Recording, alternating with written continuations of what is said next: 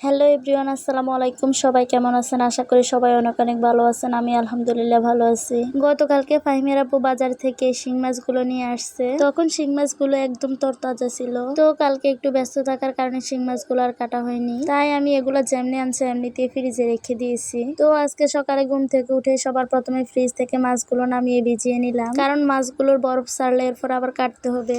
এরপরে সকালবেলা নাস্তা টাস্তা করে চলে আসলাম মাছগুলো পরিষ্কার করার জন্য। মাছগুলোকে নিয়ে আমি সোজা পুকুরে চলে আসলাম পরিষ্কার করার জন্য। মাছগুলো পরিষ্কার করতে আজকে একটু সুবিধা হয়েছে, কারণ শিং মাছ জীবিত অবস্থা কোনোভাবে কাটা যায় না। শিং মাছ কাটতে হলে আগে মারতে হয়, তারপরে কাটতে হয়। ফ্রিজে রাখাতে মাছগুলো এমনিতে মরে গেছে, আর আলাদা করে মারতে হয় নাই। সেই জন্য আমার কাটতে অনেক সুবিধা হয়েছে। কাটতে সুবিধা হইলেও কাটার আগে আমি ধুতে গিয়ে অনেকগুলো কাটার গায়ে খাইছিলাম। মরা শিং মাছের কাটার গায়ে যে এত ব্যথা আমি আগে জানতাম না। তো এরপরে এই তো আমি মাছগুলো ভালো করে ধুয়ে পরিষ্কার করে এখন কেটে নিচ্ছি। মাছগুলো অনেক বড় বড় ছিল, তাছাড়া মাছগুলোর পেটে অনেক ডিমও ছিল।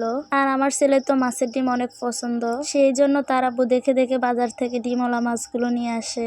এরপরে মাছগুলো কেটে আবার একটু ধুয়ে পরে বাড়িতে নিয়ে আসলাম। মাছগুলো এনে এরপর আমি মাছগুলোকে ছোট ছোট পোটলা করে নিচ্ছি। তার আগে আজকে রান্না করার জন্য আমি বাটিতে কিছু মাছ তুলে নিচ্ছি। এরপরে বাকি মাছগুলো ফ্রিজে রেখে আমি চলে আসছি রান্না বান্নার আয়োজন করতে। আজকে আমি সিমের বিচুগুলো দিয়ে শিং মাছ দিয়ে রান্না করব, কারণ ফাহিমের আব্বু খেতে চেয়েছিল।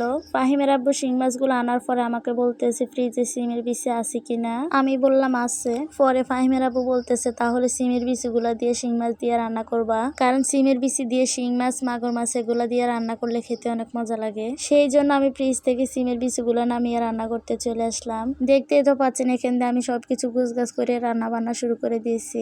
একদিকে সিমের বিচিগুলো সিদ্ধ বসিয়ে দিয়েছি। পেঁয়াজ, রসুন, লবণ, হলুদ, মরিচ সবকিছু দিয়ে আমি সিমের বিচিটা সিদ্ধ বসিয়ে দিয়েছি। অন্যদিকে শিং মাছগুলো ভেজে নিচ্ছি। শিং মাছ ভাজতে গিয়ে এত একটা সমস্যা হয় যা বলার বাহিরে। তেলগুলো ছিটকে গায়ে এসে পড়ে, সেই জন্য ঢাকনা দিয়ে ডেকে আমি মাছগুলো ভেজে নিচ্ছি, যাতে করে তেলগুলো ছিটকে গায়ে এসে আর না পড়ে। এরপরে মাছগুলো ভাজা হয়ে গেলে মাছগুলো নামিয়ে এখান দিয়ে আমি আবার ছোট মাছ রান্না করব। ছোট মাছগুলো আবার ফাহিমের আব্বু ধরছিল যেদিন ঝড় তুফান হয়েছিল আমাদের পুকুরের জান থেকে।